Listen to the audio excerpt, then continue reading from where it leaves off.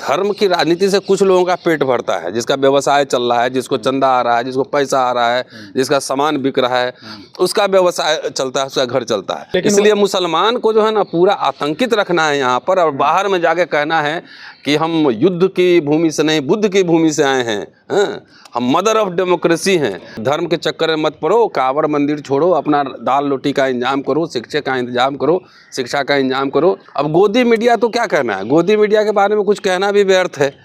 जो लोग कह रहे हैं कि अगर मंदिर जाने से तबीयत ठीक हो जाएगा तो उनको अपने माता पिता का, अपने पत्नी का, अपने बच्चों का, खुद भी मंदिर ही जाना चाहिए, अस्पताल नहीं जाना चाहिए। फुले ने, बाबा साहब ने, पेरियार ने जो लाइन खींची थी, चाहे जगदेव बाबू ने बिहार के, या चाहे राम स्वरूप वर्मा ने जो लाइन खींची थी, ललन सिंह यादव ने जो लाइन खींची थी, उस लाइन पे ही यहाँ पे दलितों, पिछड़ों, आदिवासियों की मुक्ति होगी। इसलिए वो जो लाइन उन्होंने लिया है कि मंदिर जब बीमार पड़ोगे तो अस्पताल ही जाओगे, मंदिर नहीं जाओगे।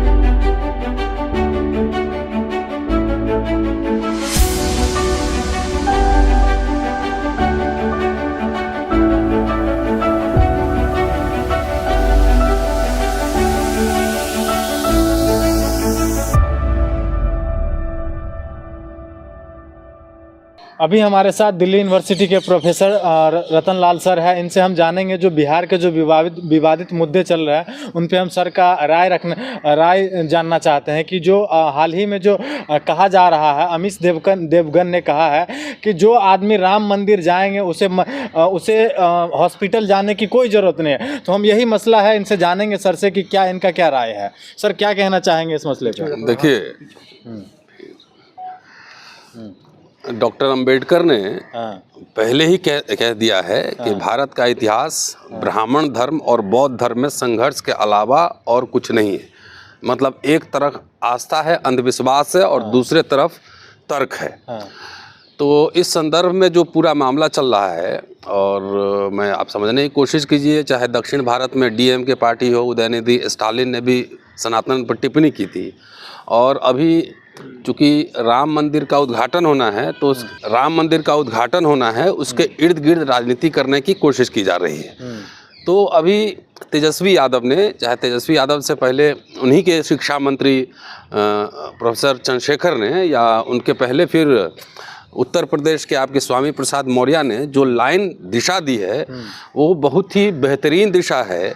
और जो लाइन फुले ने, बाबा साहब ने, पेरियार ने जो लाइन खींची थी, चाहे जगदेव बाबू ने बिहार के, या चाहे राम स्वरूप वर्मा ने जो लाइन खींची थी, ललन सिंह यादव ने जो लाइन खींची थी, उस लाइन पे ही यहाँ पे दलितों, पिछड़ों, आदिवासियों की मुक्ति होगी। इसलिए वो जो लाइन उन्होंने लिया है कि मंदिर जब बीमार पड़ोगे तो अस्पताल ही जाओगे, मंदिर नहीं जाओगे, या जब भूख लगेगी तो खाना ही मांगोगे, मंदिर जाने से पेट आपका भरने वाला नहीं है, शिक्षा आपको मंदिर जाने से मिलने वाला नहीं। तो वो लाइन जो उन्होंने खींचा है वो बहुत ही बेहतरीन लाइन है, और इसी लाइन पे अडिग रहना चाहिए कि इनकी धर्म की राजनीति का कार्ड जो होगा वो सामाजिक न्याय ही होगा, वो रोजी रोटी होगा, वो अस्पताल होगा, वो शिक्षा होगा। अब गोदी मीडिया तो क्या कहना है, गोदी मीडिया के बारे में कुछ कहना भी व्यर्थ है। जो लोग कह रहे हैं कि अगर मंदिर जाने से तबीयत ठीक हो जाएगा तो उनको अपने माता पिता का, अपने पत्नी का, अपने बच्चों का, खुद भी मंदिर ही जाना चाहिए, अस्पताल नहीं जाना चाहिए। और उनको तो महाभारत का जो संजय वाला दूरबीन था ना, उससे बोलना चाहिए था। टेलीविज़न पे आके क्यों बोल रहे हैं? टेलीविज़न तो टेक्नोलॉजी है, भारत में तो बना नहीं है, वो सब यूरोप अमेरिका से बन के आता है, तो यहाँ तो कुछ है नहीं। उनको ये भी अब कहना चाहिए कि भाई अंग्रेजी स्कूल में जाओगे तो उससे कुछ नहीं होगा, तो उनको पाठशाला में भेजना चाहिए, आरएसएस के स्कूल में भेजना चाहिए, पीपल के पेड़ के नीचे बैठा के बच्चों को पढ़ाना चाहिए। तो ये कुछ नहीं, इनको जब इधर से जो लीडर्स जो बोलते हैं, देखिए ये बात तो हम लोग लगातार बोलते ही रहे ना कि धर्म के चक्कर में मत पड़ो, कांवड़ मंदिर छोड़ो, अपना दाल रोटी का इंतजाम करो, शिक्षा का इंतजाम करो, शिक्षा का इंतजाम करो। और ये बात तो लीडर धीरे धीरे बोल रहे हैं, तो माहौल तो बन रहा है। इसीलिए राजनेता तो कम, गोदी मीडिया छटपटाया रहता है। तो अमित देवगन गोदी मीडिया का सबसे बड़ा जो है एकदम प्रतिनिधि पत्रकार भी है कि क्या कहें, उसको समझ में नहीं आता है। कहाँ पढ़ा लिखा ये भी समझ में नहीं आता है कि अगर मंदिर जाने से उसकी तबीयत ठीक होती है तो उस पर निगाह रखनी चाहिए, उस पर निगाह रखनी चाहिए कि बीमार पड़ने पर वो अस्पताल जा रहा है कि मंदिर जा रहा है। तो दिमागी रूप से दिवालियापन है भाई। धर्म की राजनीति से कुछ लोगों का पेट भरता है, जिसका व्यवसाय चल रहा है, जिसको चंदा आ रहा है, जिसको पैसा आ रहा है, जिसका सामान बिक रहा है, उसका व्यवसाय चलता है, उसका घर चलता है।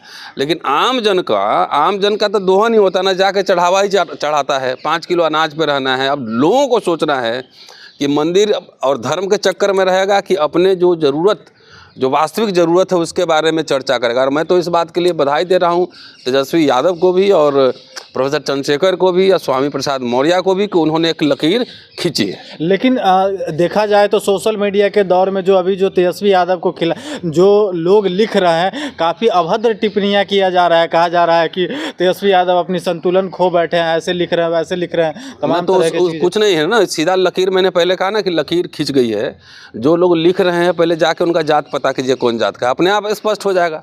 जैसे ईवीएम का हम लोग जो विरोध करते हैं, तो जो हम लोग का विरोध करने वाले लोग हैं तो उनसे पता कर लीजिए कौन जात का। इसी से स्पष्ट धारा खींच जाएगी कि अंबेडकर, पेरियार, फुले एक तरफ मिलेंगे और बाकी इनके मनुस्मृति वाले दूसरे तरफ मिलेंगे। स्पष्ट है ये बात। कई मुस्लिम नेता ये कह रहे हैं कि 20 से और 26 के बीच में मुसलमान घर से ना निकलें, यात्रा ना करें। नहीं, ये तो इसी से पता लग रहा है ना कि इस देश में 20 करोड़ आबादी, 20 करोड़ से ज़्यादा मुसलमानों की आबादी होगी। उस देश में मुसलमान कितना सुरक्षित हैं इसी साबित होता है। जब ट्रेन में सरकारी सिपाही जो है दाढ़ी देख के गोली मार दे तो किस तरह का राजनीतिक माहौल भाजपा आरएसएस ने ये बनाया है इस देश में, इससे स्पष्ट होता है। अब सऊदी अरब जाते हैं तो वहाँ गले मिलते हैं सुल्तान के साथ, वहाँ पे ज़मीन मांग के मंदिर बनाते हैं।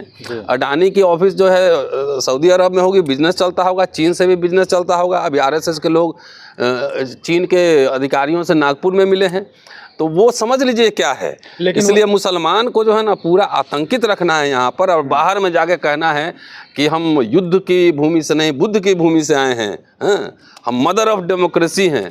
तो इनका जो द्वंद्व है ना, जो वो साफ अपने आप झलक रहा है कि करते कुछ और है, कहते कुछ और है। लेकिन क्या मीडिया जिस अभी की जो मीडिया है, क्या मीडिया को यही अब एक प्रोपेगेंडा रह गया है, जो टीवी में आवे यही सब धर्म की धंधा बतावे लोगों को? पहले हम मीडिया में जाते थे टेलीविजन में बोलने, अब बुलाता भी तो नहीं जाते हैं। असली मीडिया हमारे लिए आप ही लोग हैं, जो आप लोग कम से कम विस्तार से जिसको जो बात कहनी है तो ये बात दिखलाते हो। असली मीडिया यही मोबाइल फ़ोन वाला मीडिया है, वो सब तो बिकाऊ मीडिया है, पत्तलकार मीडिया है। लेकिन मैन हिस्ट्री मीडिया तो वही है ना। आप कहते हैं मैं तो देखता ही नहीं। आप देखते हैं? भारत के तमाम लोग बड़े लोग का भाई जो बना दे, हम नहीं देख रहे हैं। हम छोटे लोग हैं। मैं भी तो पढ़ाता हूँ ना दिल्ली यूनिवर्सिटी में, तो मैं कह रहा हूँ कि मैं नहीं देखता ना टेलीविज़न पे जाके बोलता। आप जाके आप गूगल सर्च करके देख लीजिए पहले मैं कितना टेलीविज़न पे बोलता था, लेकिन मैं नहीं जाता। उनके कहने से क्या होता है, हर समय सर्टिफिकेट वही लोग देंगे कि कौन बड़ा मीडिया है कौन छोटा मीडिया है। हमारे लिए मोबाइल वाला मीडिया बड़ा मीडिया हमारे लिए कह रहे हैं। तो अंजना ओम कश्यप कह रही है कि जो भारत का सबसे बड़ा प्लेटफॉर्म हमारा है, जहां अखिलेश यादव को भी आना पड़ता है। छोड़िए, हम लोग तो नहीं जाते हैं, इतना बार तो फोन आता नहीं जाते हैं। एक बार गए थे लास्ट में, उसमें सावरकर को बता दिए थे, कंफ्यूज बोले थे बाबा साहब अम्बेडकर। चिल्लाने से थोड़ी होता है, थोड़ा पढ़ के थोड़ा सा तैयारी करके आओ, बहस करो तब ना।